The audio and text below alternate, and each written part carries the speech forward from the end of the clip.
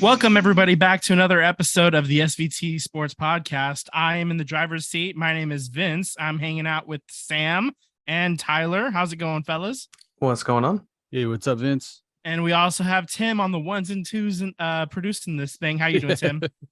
What? How's it going, guys? All Doing right. good. Awesome. We're going through a lot of the sports topics of the day, and right off the bat, I think the first thing we want to talk about is just Bill Russell's number 6 jersey is going to be retired league-wide this season. So going forward, no new players are going to be able to wear number 6. Players that currently wear the number 6 can continue to do so. Players like LeBron James in LA. He can keep wearing his number 6 as long as he's, still on the Lakers and still playing basketball. But it's getting the same treatment that Jackie Robinson has in baseball, where there is no longer going to be a number 42 in baseball. There's no longer going to be a number 6 worn in basketball, which means the Warriors' last player to wear number 6 will be Alan Smiley-Geach. Ooh, you took it out of my mouth. There was a tweet that I saw that said that obviously LeBron's going to get favoritism treatment, so it has to be world or league wide. That because LeBron James is already wearing number 6, he's going to be grandfathered in. And somebody tweeted out, and like their handle was something Boston Celtics related, and somebody says grandfathered in. What does that mean? And someone responded back to him, oh, that would be Andrew Wiggins, the grandfather of Deuce, which is Jason Tatum's son. I was like, damn, that's cold-blooded, guys. Damn. Body bag. Yeah. That's Okay, pretty so- hilarious that it's Smiley-Geach, though. Yeah. For such a Yeah, historic man. number. Yeah. Historic player right there. So what Tim, you got happens something? when what happens when LeBron James retires? Like, I mean, if 6 is already taken, then does he have another number? He was wearing 23 when he was in Cleveland, and he was wearing 6 in Miami, and he's been wearing 6 in LA. So he'll get to keep wearing it, and then when it's time to retire LeBron's number in whichever city they choose, they'll retire 6 as well for that. I mean, there's several teams that have the same number retired twice for different players. The Yankees have a couple of them. Hell, the A's just retired number 34 for Dave Stewart, but it was already retired for Raleigh Fingers. So, Okay. it's just one of those idiosyncrasies. The player was wearing the jersey before the number got retired, and like had his whole career and everything. So, Is LeBron wearing 6 to idolize the 9 for Kobe? Why did he choose 6? I don't know. That was the number he had when he was on Team USA doing basketball at the Olympics. It's the mark of the devil. Oh, 666. If there's 3 of them. oh Lord. Well, There's there a is number on the front, Wait, there's wait, a wait. number on his back, No, and his no. socks. Team USA number 6, Yeah. Miami number 6, 666. LA Lakers number 6. Oh, Six. we There you figured go, it out. man. Evil. There it is. Evil. Come on, this is supposed to be a Hashtag positive podcast. LeBron Come on. James. Very evil. positive. Hail Satan, baby. Hail Let's Satan. go. Hail Satan. Oh my goodness. All right. What did I get myself into? This is going Oh. to be the episode that gets us kicked off all the platforms for That's right. Right? finding it out wasn't- that LeBron's evil. It wasn't the sex talk. It was the LeBron is the mark of the beast. Oh, what are we, Skip Bayless now? Good God, let's put that to Oh, rest. Okay. Oh my goodness. Okay, so moving on, there's been a couple of little leaks about the NBA schedule releasing, and the first thing we know is the Warriors will be hosting the Lakers and LeBron James on opening night for the ring ceremony, for the banner, for all of it. It's going to be a glorious time. A team that didn't even get to make it into the playoffs gets to watch us hang a banner. It's going to be great. Thinking about it right now, just tears Are in you my gonna be there? eyes. No, I can't afford that. Are you kidding Yeah. me? I'm going to be on my couch watching, but yeah, it's going to be a fun little show, I'm sure. So you're telling me that Anthony Davis gets to watch Juan Toscano Anderson get his ring before him? Damn. Oh yeah. Yeah, well, I mean, Juan signed elsewhere, didn't he? So He's with the Lakers. Oh, that's right. He did go to the Lakers, so he's gonna be in town for that. Yeah. So that'll be fun. I dig that. Yeah. It's gonna be great. The little bit I read about it, it sounded like they were just rubbing it in the Grizzlies' face, like, haha, we're gonna host you, but we're still gonna kick your ass. That's what. Well, that's for Christmas Day. That's though. That's Christmas Day game. That's not okay. opening. Yeah, opening is in October. I think it's like the 19th or some shit like that. Okay, gotcha. I didn't look up the exact date yet. I don't think they've officially announced that yet. It's just, little leaks about the schedule have started coming out, and I think the full schedule release it's coming soon though. It's got to come soon because the first preseason game is in like almost a month, and they're going to be in Japan. Yep, that's true. Yeah. So this week we'll probably get like the big games, and we'll get all the hype stuff, and then probably a week after, we'll get the official. Well, yeah, I mean, that's speaking of hype games, the Christmas Day, the Warriors are hosting the Grizzlies. And that's, Tim, to your point, that's kind of what you were talking about, like rubbing their faces in it a little bit. He gets to host the new rival, the new up and coming team. And you're the team that won the chip. And it'll be a little bit of bragging rights. Yeah, I mean, I hope that both teams are healthy for one, but I'm pretty sure JJJ is not going to be there. Because he just had foot surgery to try and fix that. I don't know. It was what Curry had basically. Oh yeah. So I don't think he'll be back for Christmas Day. So I already know. I automatically know it's not going to be a fully loaded Grizzly team that we're going up against. Unfortunately, I know that's probably not going to happen. Well, I mean, but I'll still take a W though. We're at the point as Warriors fans. We've been blessed enough with excellent play for the last pretty much a decade now at this point, almost. A couple of off years here and there, but regular season just does not matter anymore. So I just win enough games to get into the playoffs and then go from there. And that's what happened last year. And I would say for this year, win enough to at least have some course of a home court advantage. Oh, of course. You don't want to sneak in as the 8th seed, have to play in that tournament. But, if you're a top 3 team, that's cool with that. That's what they're capable of. When healthy. And that's what we saw. It took exactly half a season for the Warriors when fully healthy to get their shit together and win a chip. So, this is obviously an elite team still, even though you lose a couple of the role players. We just talked JTA is down in LA at the Lakers. Yeah. Bielitsa is going back to like Turkey or something to play now. And I mean, so you lose a couple of pieces, you fill in a couple of more. I think that it's still, championship aspirations. You got, you still got championship DNA, Vince. That's right. The championship DNA. My favorite expression when describing the Warriors. Yeah. Don't forget too. I mark it on the calendar when the Warriors host the Suns, or I think it might be the other way around. When the Warriors go play the Suns, I think supposedly the league is that they'll go there first. Damian Lee will get his ring in front of Chris Paul, who's never gotten a ring. Just remember that. Down boy. Oh.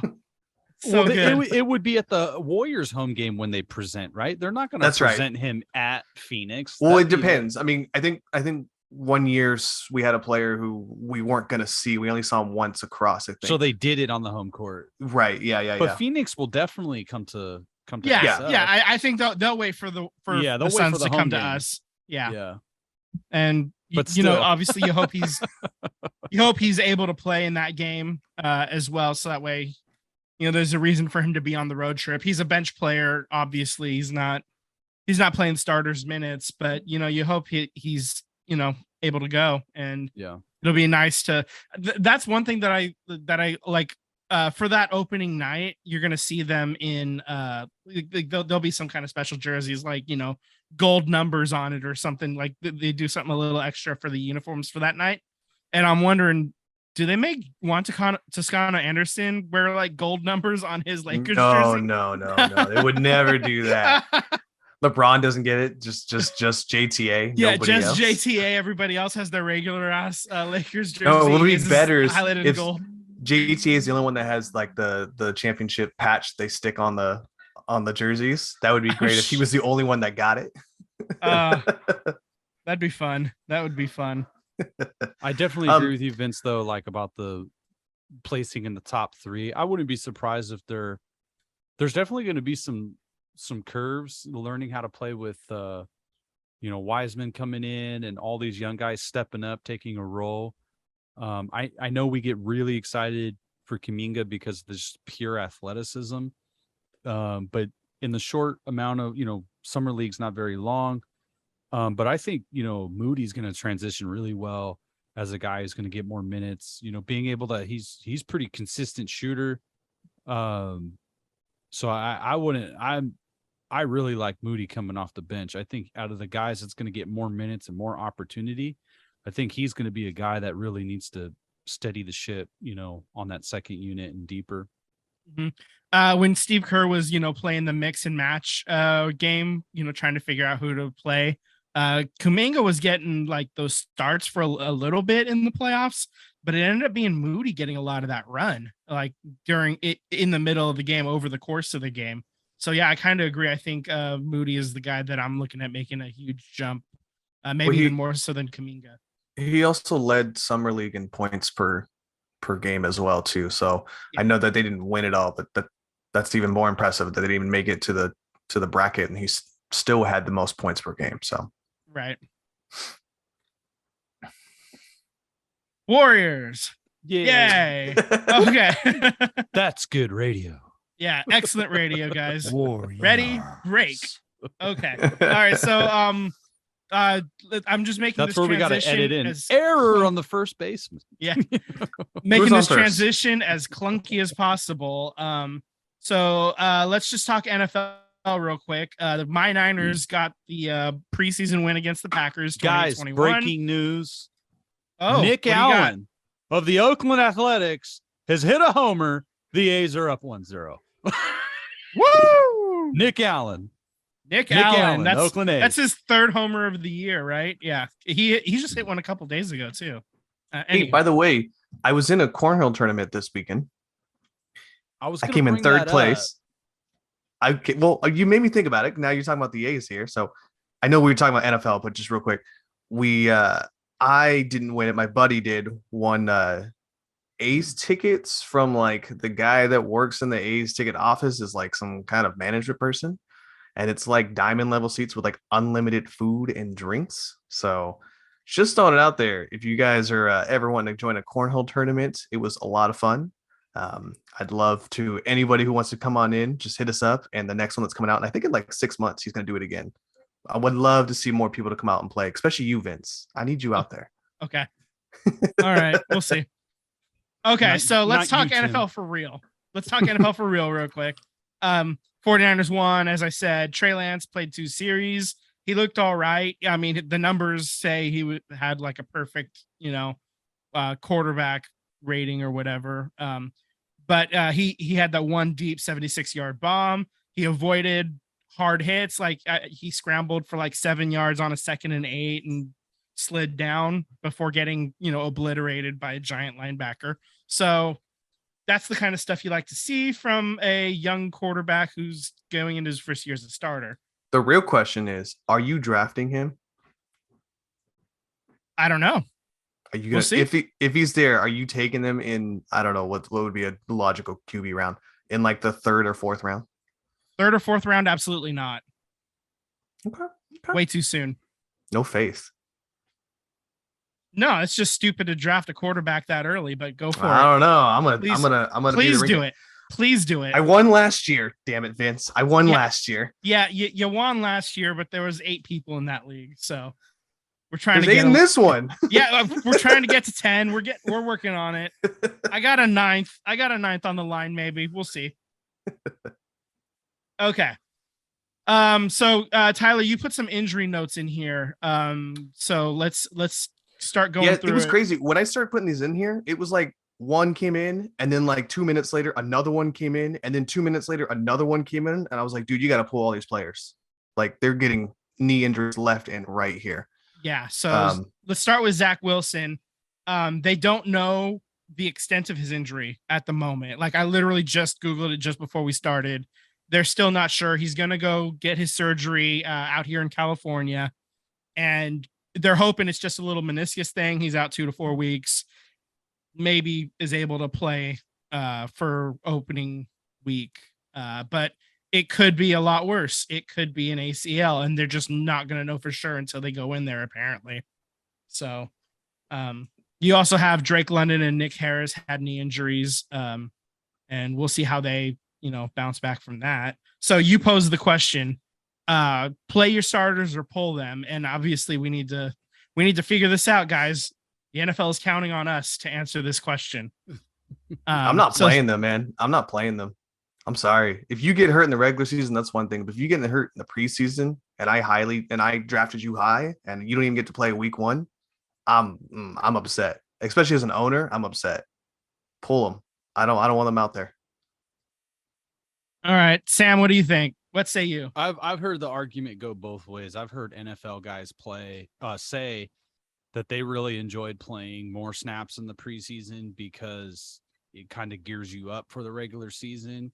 And I've heard guys say, they get to the regular season, they're not ready to be hit or make hits.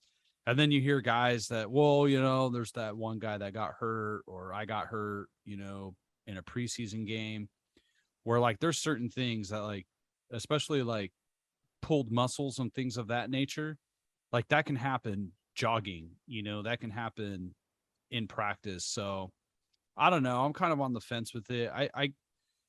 I would say if you're not going to play your starters, then I think the only gripe that I have is always monetary. Is then why are you charging full price for these preseason games where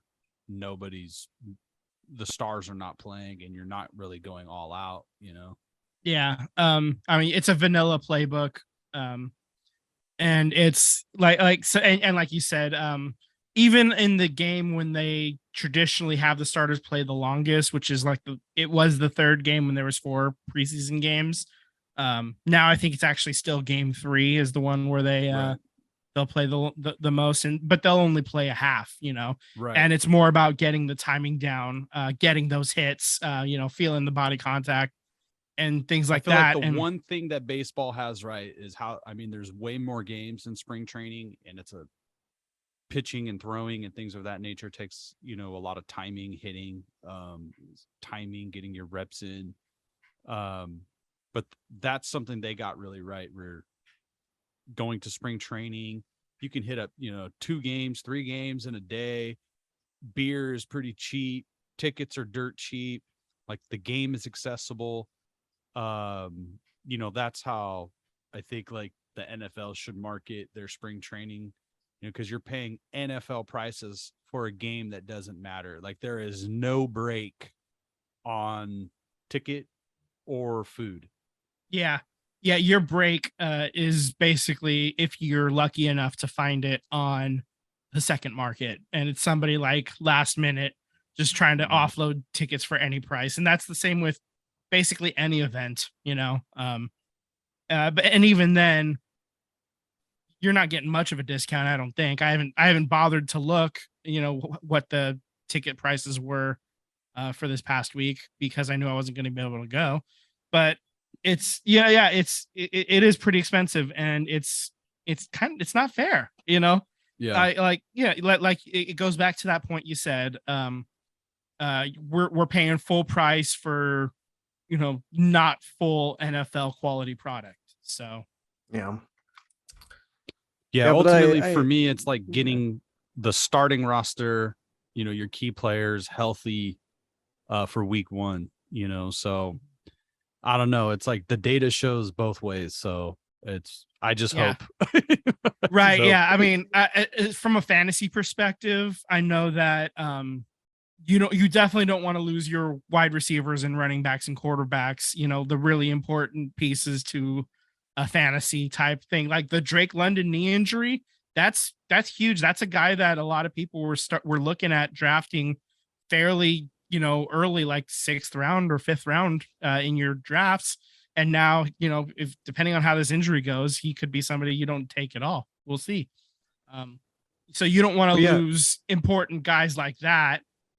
But on the other hand, they got to get ready. And if they're just Drake London's a rookie, and if he doesn't take any snaps at all beforehand, before the regular season starts, then if the first time he gets hit is on game 1, like I don't know what's going to happen. Like, that's almost more dangerous to me. I'd rather risk the injury in preseason a little bit.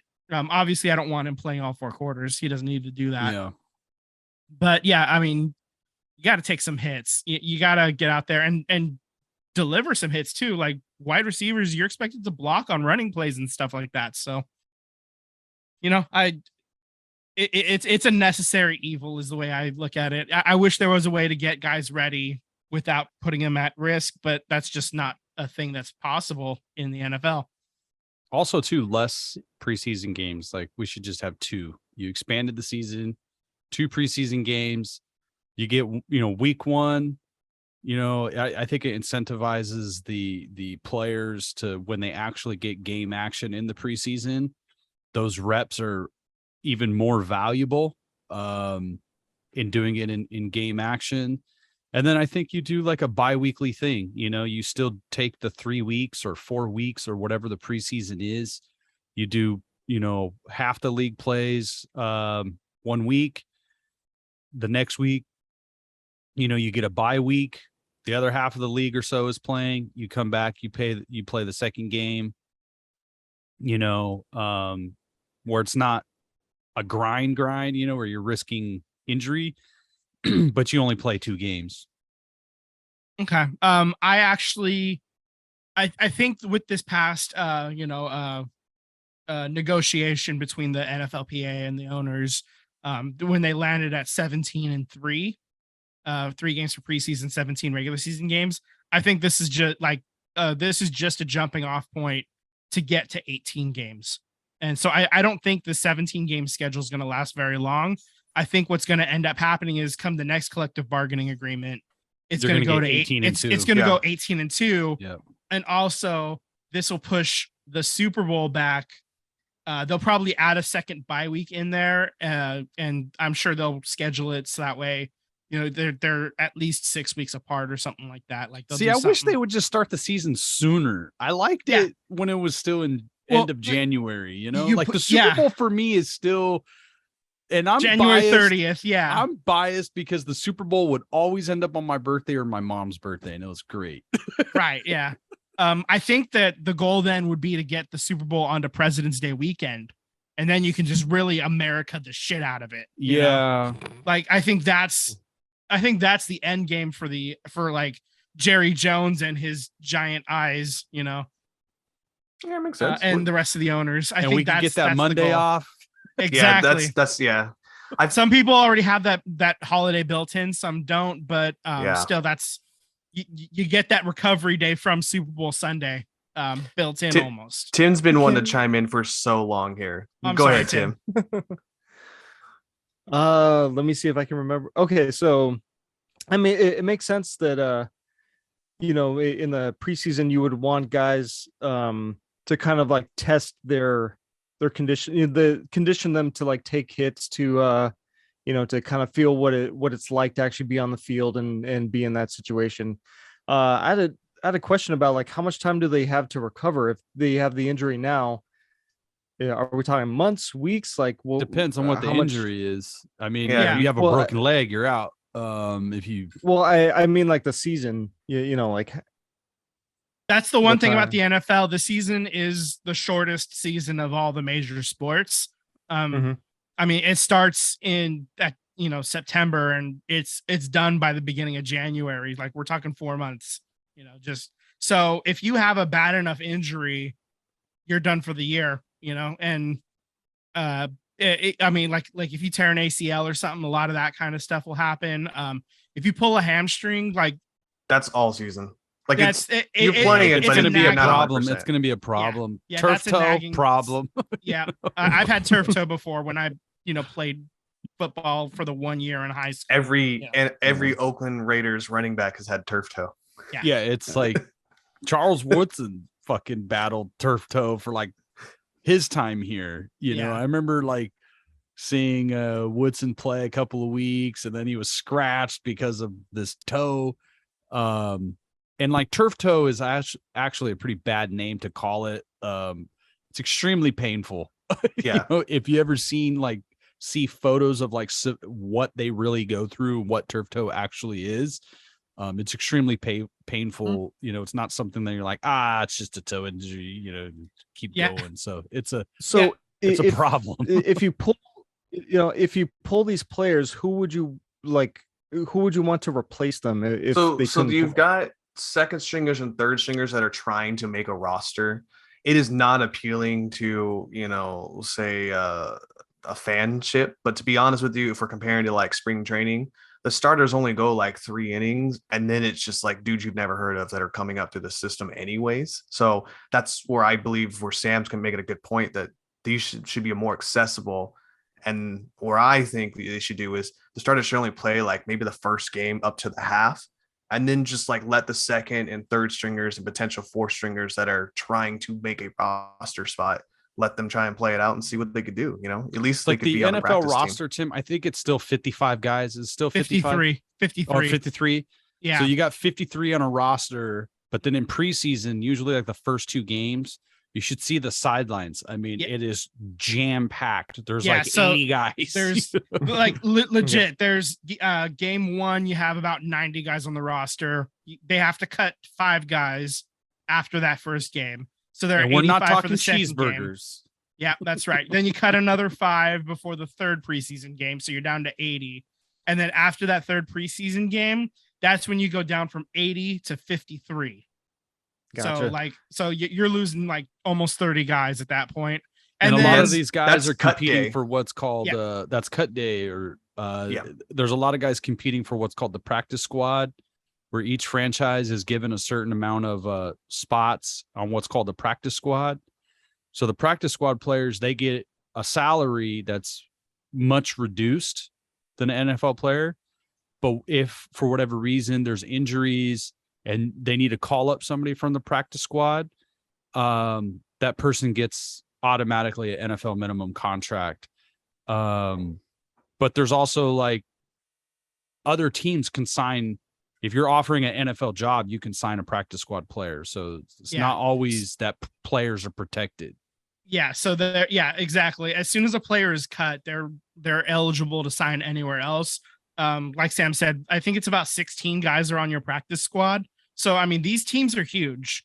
Even with, you got 53 guys, 2 of them are quarterbacks. You got a kicker and a punter. And then like you'll have running backs, receivers. There's like 6 wide receivers. Linemen. You're going to have like 7 linebackers. I mean, so there's a bunch of guys. You'll keep a quarterback who he's not going to throw but you practice against them because he's a scrambler, because he's an athlete. So sometimes they keep guys on these practice squads because it's a good a scout team. It's a scout team.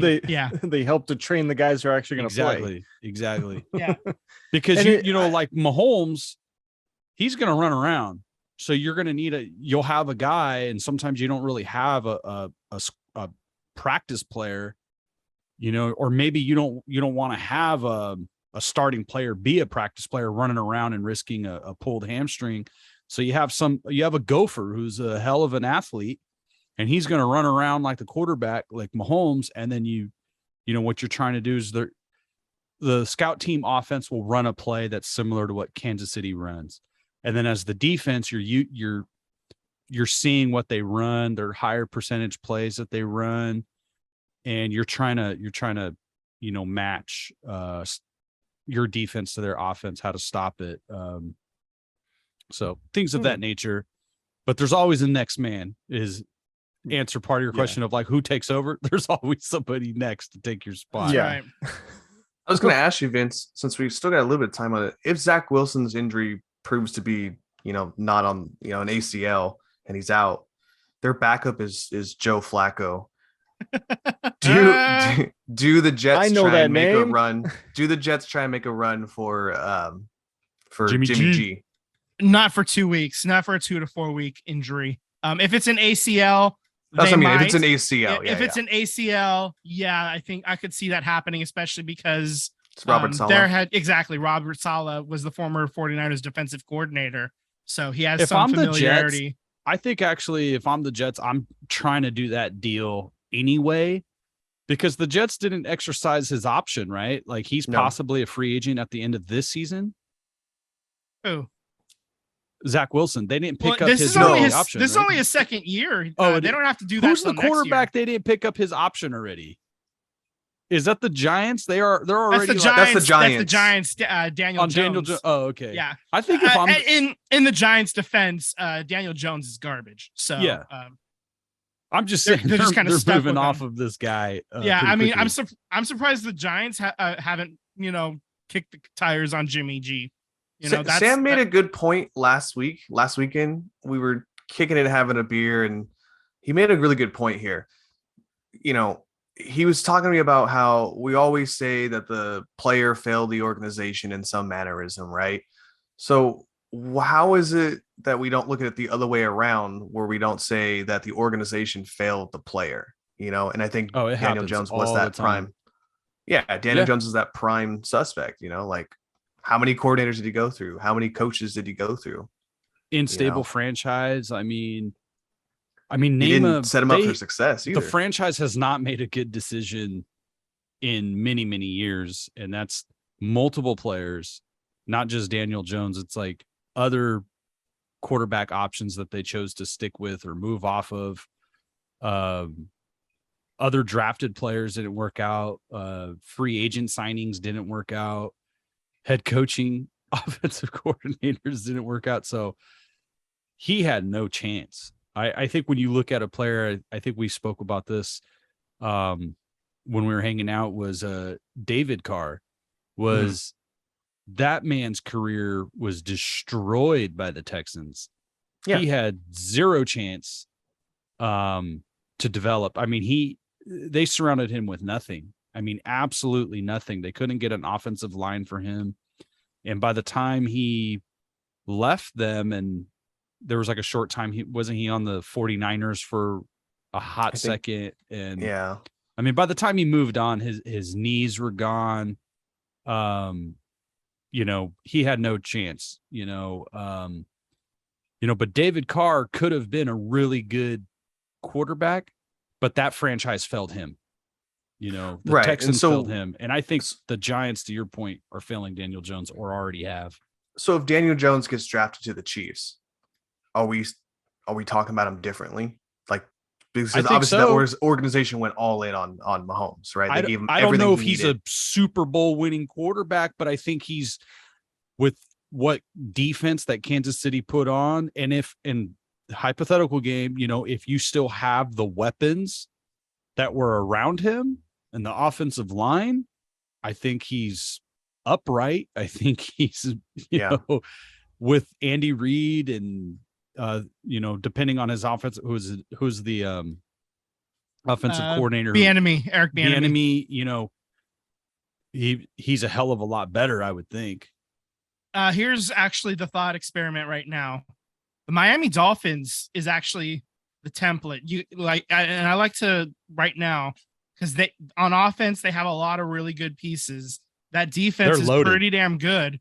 It's just a question of Miami's loaded. It's going to be can Tua? Yeah, exactly. Can Tua get this done? So that's my question: is if you put Daniel Jones on the Dolphins, does he do better than Tua?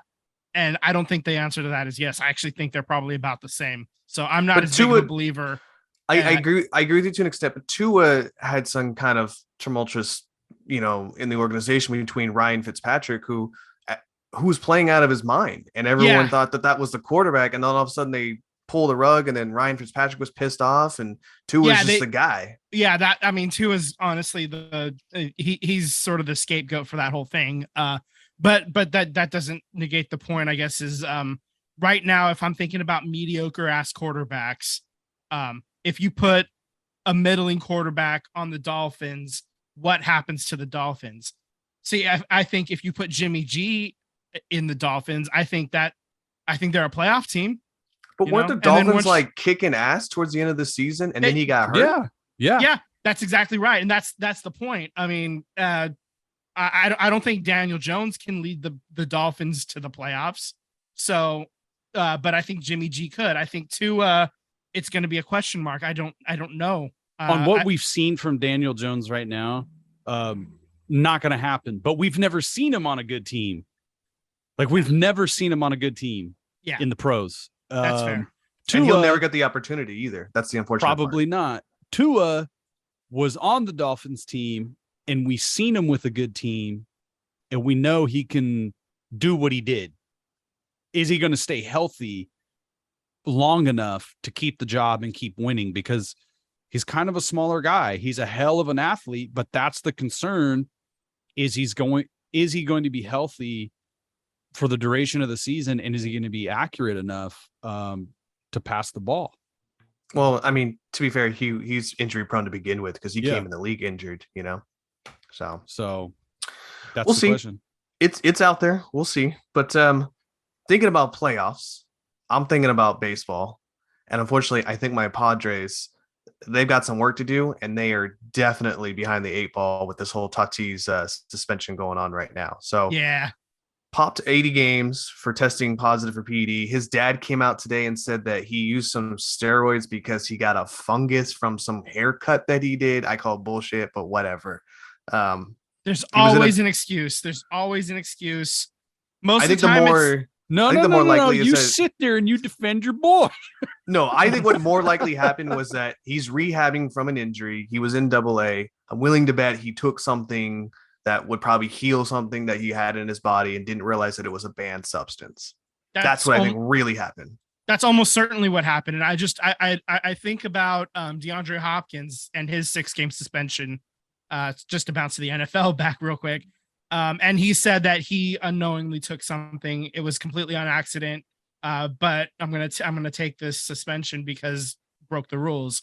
And I think most of the time that's the situation. You take something that you think is okay, but it turns out it's not. Or and the only it's been very rare occasions. I think it's only happened once or twice where the guy still has the substance that he took and it doesn't list the thing on there, but then they test it and it's in there. And so that's sort of like your way out of getting that or whatever. But I mean, even then, those cases are very, very rare.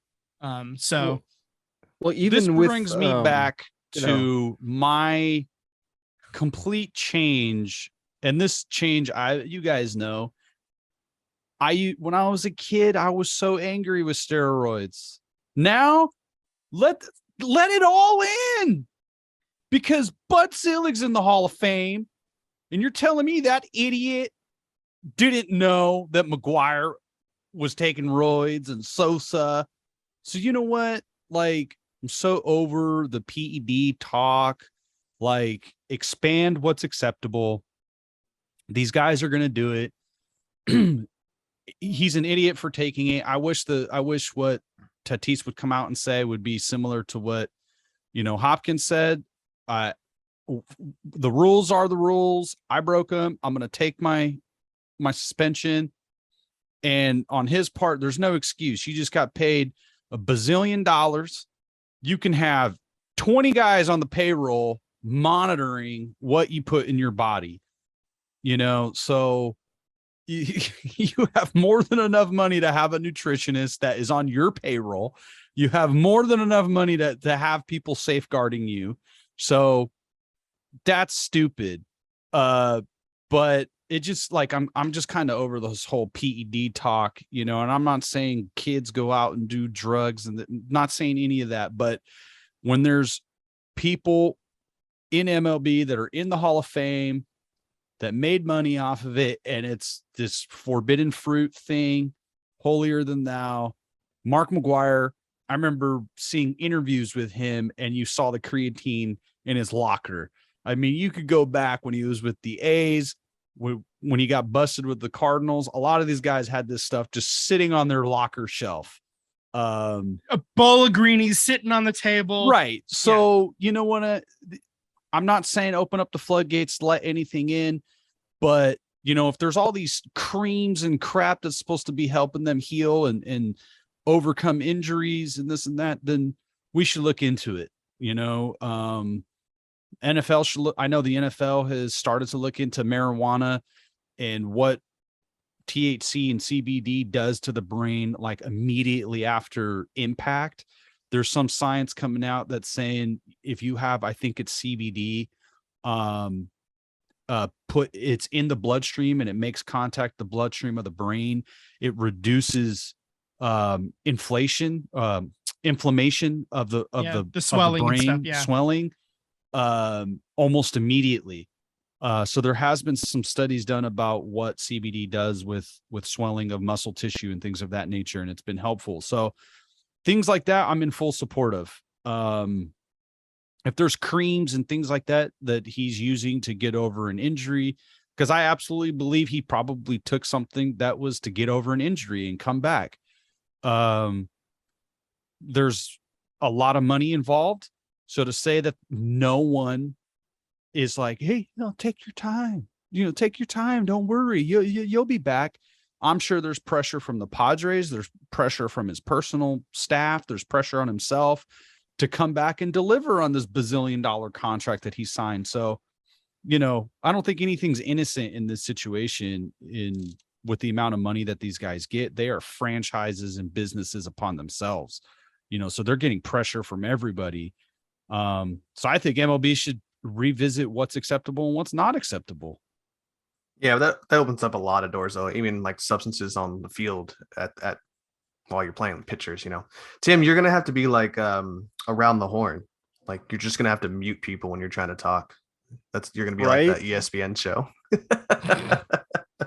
Well, okay, so I saw this news and I was like, 80 games. You got to put the little hand raising in the Zoom call. Yeah, that's true. Oh, I got two hands plus the Zoom call hand.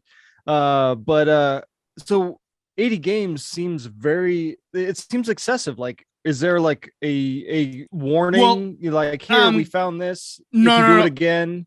Or is it just zero tolerance again? The 80 games is the warning. With baseball, it's 162 game season. So basically it's a half year ban. It's a half season ban. It's 50% of the season, basically. Damn, that's your suspension. A lot, though. And that's a lot. It is a lot, but honestly, like the suspensions that they had before just were not like they weren't changing behavior enough.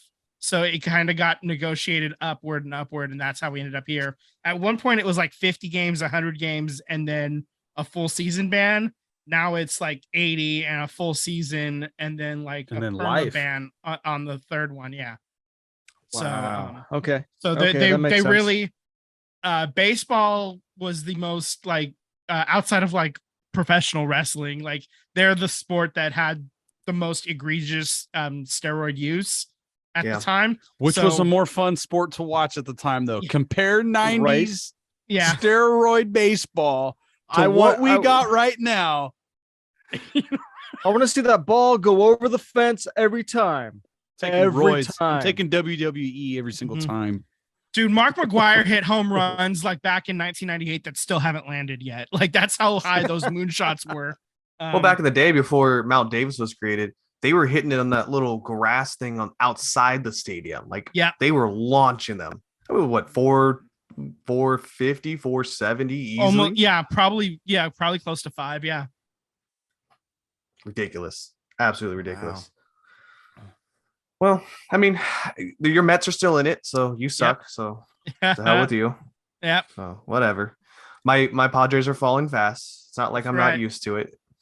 That's right. And actually, Cardinals. I was making jokes about that's interesting. Each of us took Tyler's got the NFC West team, Sam's got the Central, I got the East team. So it's we're kind of covering the whole National League there. That's kind of nice. I was actually talking with a couple of other guys, and I made the joke that like, sucks for Tatis. He's got suspension. Good thing I jumped onto the Mets bandwagon this year. Like the Mets aren't going to Met it up at some point, Oh yeah, absolutely. They'll be out in the first round somehow. The pain is coming. I'm sure of it. But you know what? I'm used to pain. I'm an A's fan, so it's fine. It's fine. It's fine. Hey, at least your team didn't spend $500 million on 2 players, only to have their head coach get fired and not make the playoffs. Oh yeah. So you're talking about Rangers coach Chris Woodward, right? That gentleman who went 211 and 287 in 4 years and 0 playoff appearances. The guy that they wanted to basically start the rebuild with, but then like nobody was actually progressing at all. That guy. Yeah. The one where they paid $500 million for 2 players to say, here you go, don't fuck it up. Yeah, that's kind of rough, man. That's brutal. You got to show improvement in 4 years. I mean, even if you do have a dog shit team, I want to see at least a little bit of growth. And they have skills players. They do have some skilled players. Pitching is dog shit for the Rangers, and it basically always has been, except for those 2 years they went to the World Series. Yeah, it's also hard to play owner's like, as a pitcher there. I got you a dome. I got you. Yeah, out of the sunshine. That's $1 billion stadium. I got you 2 players, $500 million. Like, what's the problem? Yeah.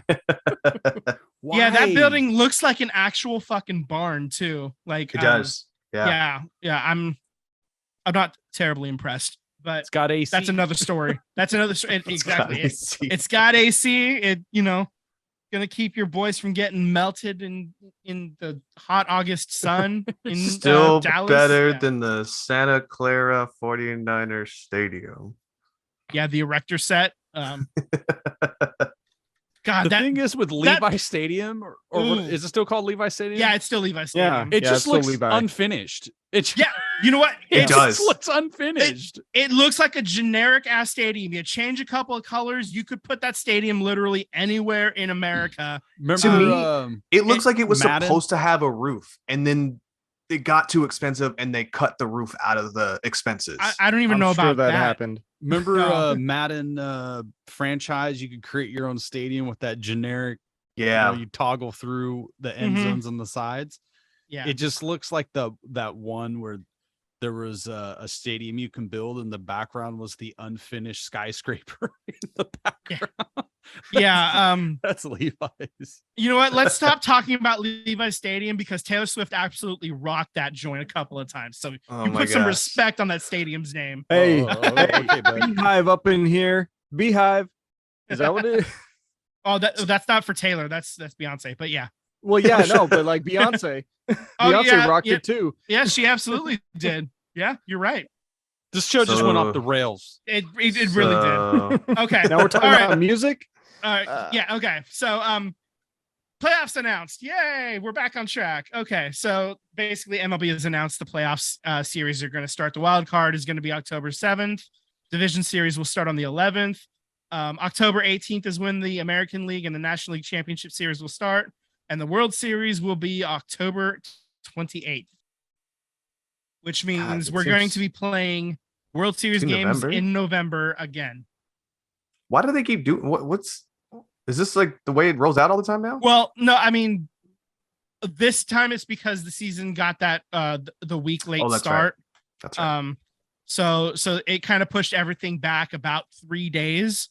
Normally it would be like the 25th, and then like maybe game 6 or game 7 would be in November for the World Series, but this time because they had to push it back they took 6 games, they put 3 of them at the end and then sprinkled in the other 3 elsewhere for every team. So that's kind of how that happened. They need to be over by the week before Halloween. Like, should not go past Halloween, dude. Like, it's way too late in the year. I don't want to watch freezing cold baseball. Remember, it was like if we got that World Series with the Yankees a couple years ago, it was going to be like the coldest World Series on record. And then Houston buzzed their way past them. Yeah. I mean, you don't want that. Like, you need to get done. That second weekend of October would be ideal. Then you get home, you get your parade, and then you're into Halloween. I think if you start the season early, like I like when they start the season right around my birthday at the end of March. I think that's a great time to start the season. And they've expanded the playoffs, so that obviously adds more games to the schedule at the back end.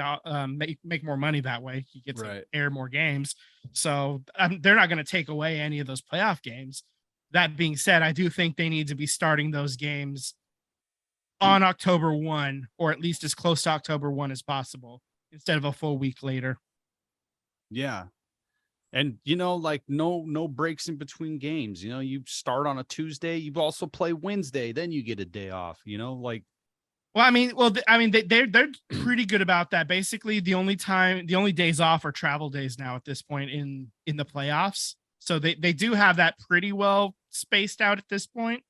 What I wish they would do is not commit to starting like the LCSs on the 18th. Like if both teams are ready for the division series and they're done on the 15th, start it on the 16th, start it. Yep. Yeah. I think you can start it a couple days earlier, and that's not the end of the world.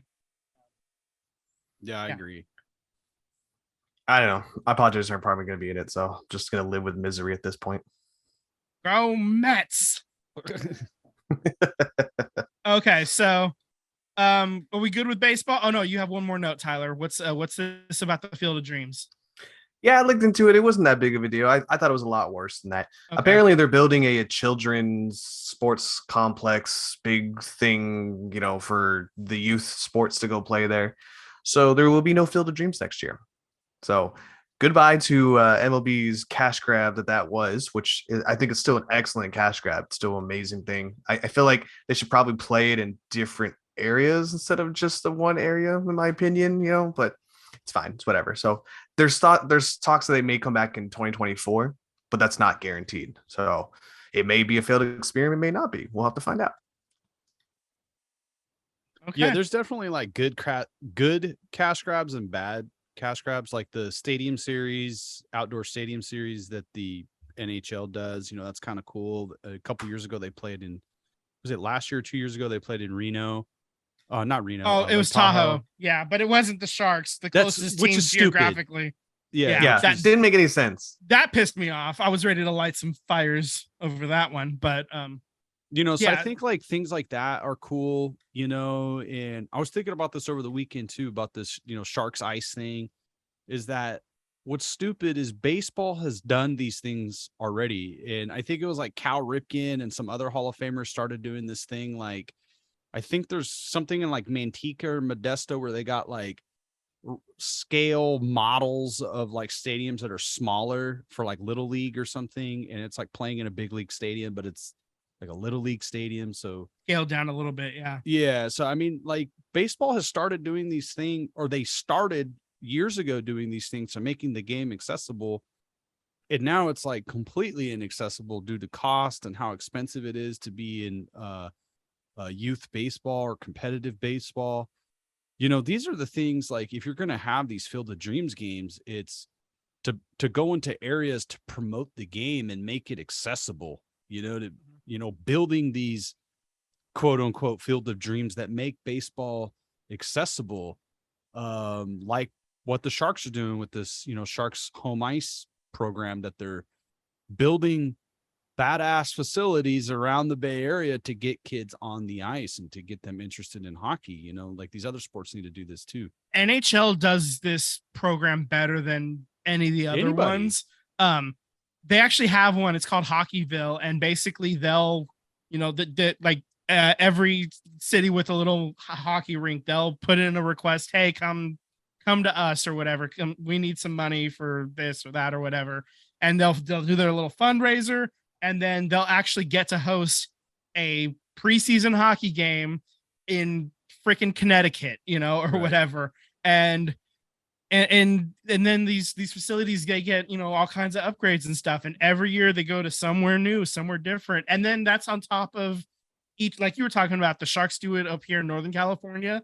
Every team in like their own market does a lot of this kind of stuff too. So baseball really needs to be a lot more proactive in growing the game at the little league type level, because that's where the fans are. You're not trying to develop players in little league. You're trying to develop fans is what you're really trying to do. And then every now and then, you're going to have a kid or two that breaks through.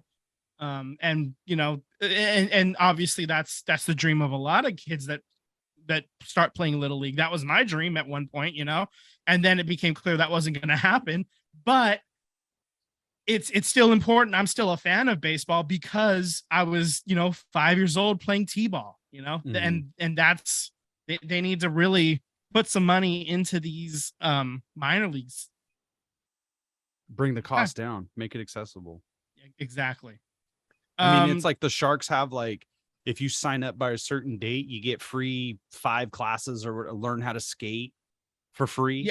Yeah. They have these vouchers for kids in the community free, to get on the ice. So I think like one of the things that makes me even more of a Sharks fan is how much they invest, not in just the local community of San Jose, but extended areas of the Bay Area where they're putting their footprint, in other areas. I'm like, damn, this is an organization that cares. It's an organization that's relatively competitive year in and year out, so it makes me want to dig deeper as a fan and support them, even though I don't know much about the sport of hockey, the historical, players, this or that, but it makes me want to follow the league more, because the NHL, every time I learn a little bit about the NHL, it's still a business, but I feel like it's a business that's doing good business. They're with their players in the union and how it's kind of evolving into. That's all I got for hockey. All right. There was your hockey little bit, right in the middle of our baseball bit. It's fun how that works out sometimes. So there's just a couple of last little points to clean up outside of the major sports. In the media news, the ESPN lost their bid to show Big Ten games. Big Ten games are moving to Fox. So, yeah, sure. I think the problem with California is that the rest of the country, like college sports, is really dominant, but California has 9 major sport teams, 10, something like that. 17. It's something like between hockey, football, baseball, basketball, hell, even the soccer teams. You got 2 soccer teams in LA, and you got the San Jose Earthquakes. We won't get into them, but yeah, I mean, the thing is, in the Midwest, there's not nearly as much to do as there is in California. We're blessed that way, so college sports, especially in the South and in the Midwest, that becomes life because there's nothing else to do besides watch sports and bang. So, or playing cornhole. That's why all those big Midwestern boys are so good at cornhole, because there's nothing else to do. Cornhole and drinking. That's right. I'm sorry, this is America. All right. So Tiger Woods turned down a lot of money to join LIV, and he opted to stick with PGA. Good for him. I think it was rumored between 700 and 800 million. Isn't that wild, guys? That's so ridiculous. You're so rich, you can say fuck off to $700 million. Well, he's like one of a handful of like billion-dollar athletes. Oh yeah.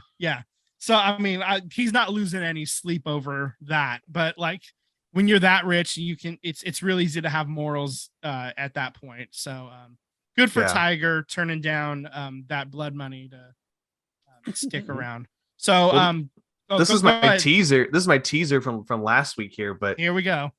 I'm finding there's a lot of problems with Live Golf.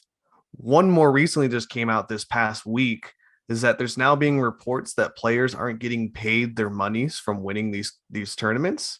And now Live Golf is having to come out and retroactively say that that's not true. But the fact that that's even coming out is a bad thing. On top of that, one of my biggest issues that I've been noticing is that it more or less happened in the first tournament that was in England.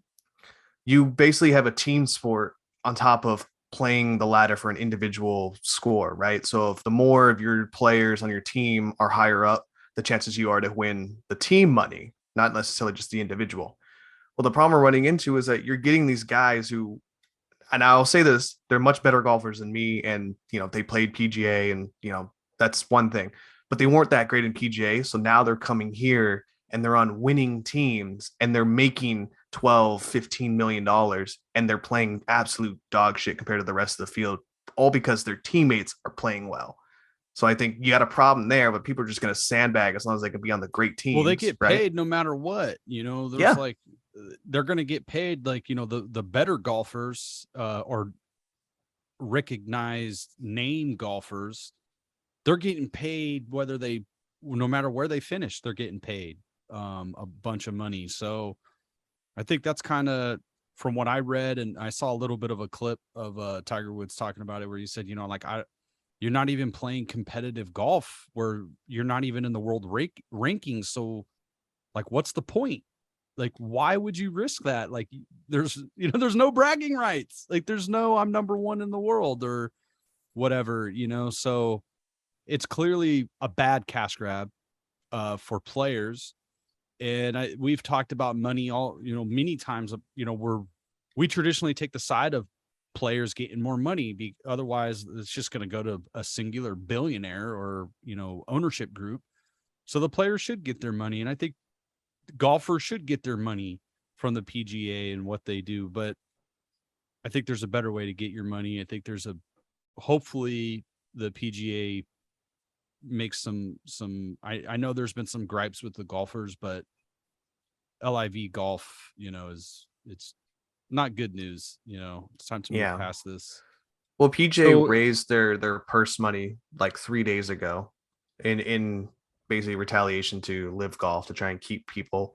Cam Smith, who just won the British Open, which makes no sense because they played in Scotland, but whatever, they call it the British Open. He won that, and then the funny part is that he announced that he's going to go to Live Golf, but the FedEx tournament for the PGA started, it was last week, and they had 3 players who weren't going to play because they're in court with PGA. And then Cam Smith announced that he's going to go to Live Golf, and he teed off and played in the FedEx tournament. Yet 3 players didn't get to because they announced they were on Live Golf much sooner than he was. So it's all becoming a gigantic mess. And I'm not going to say the PGA is, absolved of any of it either, because they're trying to, keep people into it because they think that they own some kind of right to be able to say, hey, man, we gave you the opportunity to make money with us. How dare you leave us? But to Sam's point, go make your money. I just think that there is a better way to do it. And I don't think Saudi Arabia money is the way to do it. It's also about accessibility. The PGA, golf is golf, tennis, baseball now. It's a wealthier sport. If you're a kid and you find yourself like really wanting to be the best at tennis for whatever age group, or golf or baseball now, it's extremely expensive. You're going to keep growing if you're a kid. So you're going to need clubs every however many months or a couple of years or whatever. And then the private lessons, it's not like something like where you get to high school, how many high schools have a golf team, wealthier schools, so it's not accessible. So I think that's kind of like an overall thing. With a lot of major sports, or it's not accessible. Well, I mean, speaking of not accessible, tennis is definitely one of those, but one of the greatest is now retiring now. So Serena Williams announced this week that she's going to retire. So shout out to her. That'll happen after the last major that happens. I think it's the US Open is coming up soon. So after that, she says that she doesn't like the word retire.